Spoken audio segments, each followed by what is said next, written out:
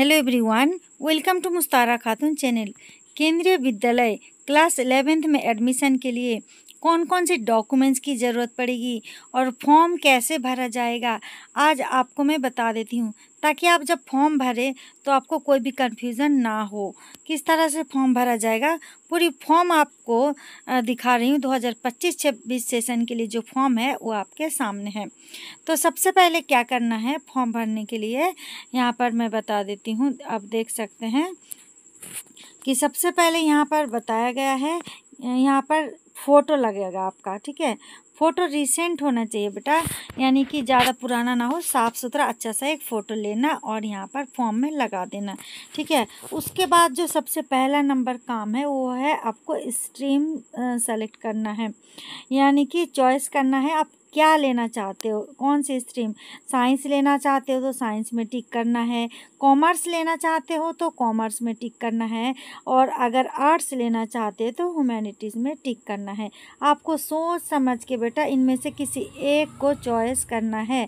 यही आपका एक रास्ता है, जिसको चॉइस करेंगे उसी में आपको रहना है, उसी सब्जेक्ट को पढ़ना है, उन्हीं सब्जेक्ट को, ठीक है।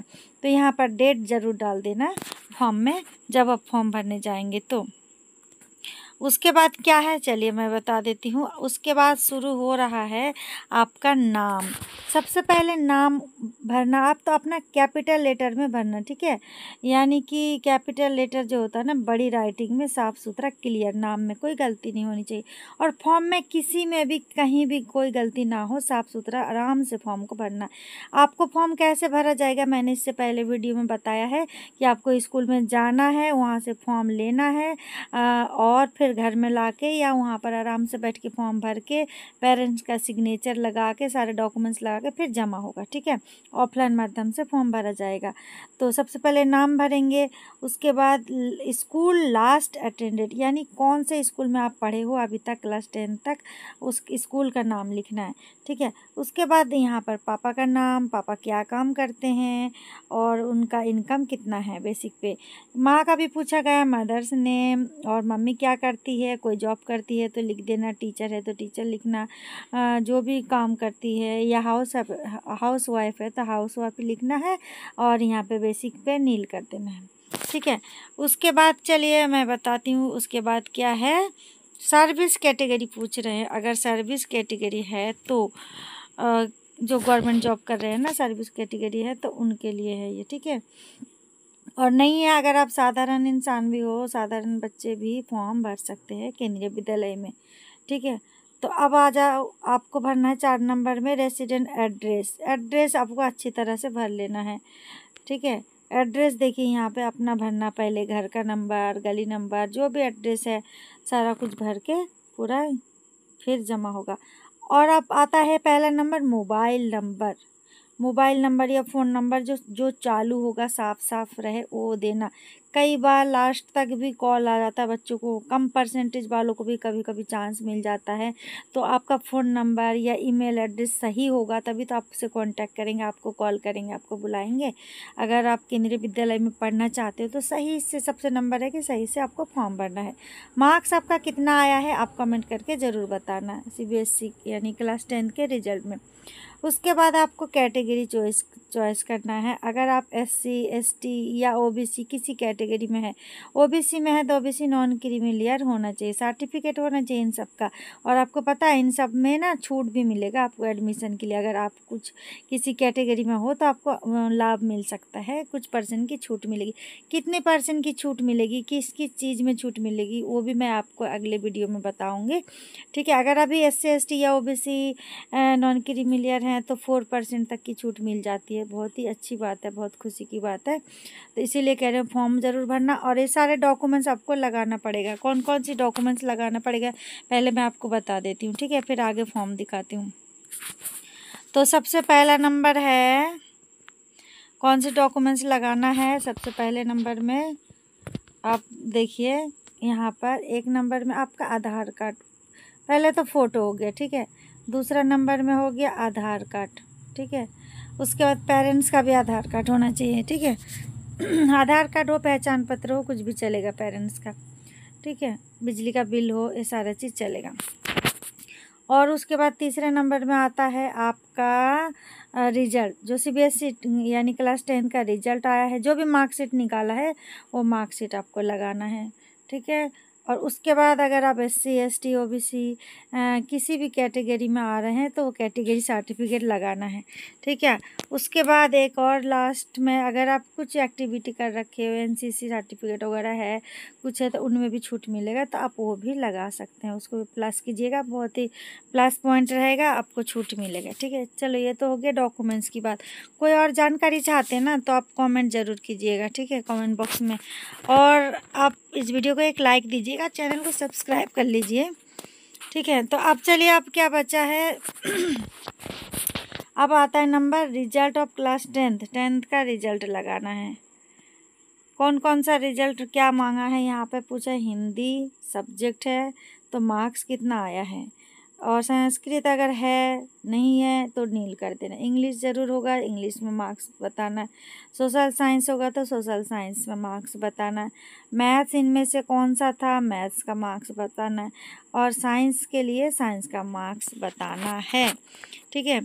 अब देखो कि कितने हो गए, मेन 5 सब्जेक्ट है ना, तो 5 सब्जेक्ट में आपका मार्क्स कितना आया है।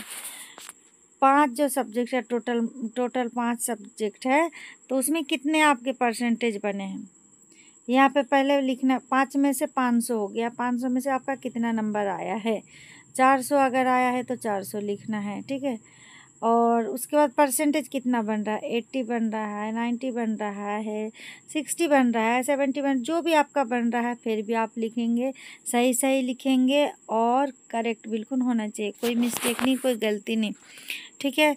किसी भी कितने भी नंबर हो आपका एडमिशन हो सकता है बेटा, डिपेंड करता है कि कितनी सीट है। बाकी मार्क्स तो देखा ही जाएगा, मेरिट बनाया जाएगा, ठीक है। तो चलिए इसके बाद क्या है आगे बता देती हूँ। आगे पूछा जा रहा है aggregated marks of science and math का मार्क्स अलग से पूछा जा रहा है। और उसके बाद फिर यहाँ पे साइंस मैथ का अलग से मार्क्स पूछा जा रहा है। और फिर है सब्जेक्ट ऑफ 10 कोर सब्जेक्ट कौन कौन से है वो लिखना है। इसमें से अगर कुछ और अगर जानकारी चाहते हैं ना तो जब स्कूल में जाएंगे, कुछ अगर कंफ्यूजन है आप तो वहाँ स्कूल में भी पूछ सकते हैं, कोई दिक्कत नहीं, ठीक है। आगे चलिए, अब क्या पूछा जा रहा है ये देखिए। यहाँ पर जो मैंने अभी आपको बताया है ये भी भरना है। यहाँ पूछ रहे हैं कि कुछ आपका KBS नेशनल लेवल में या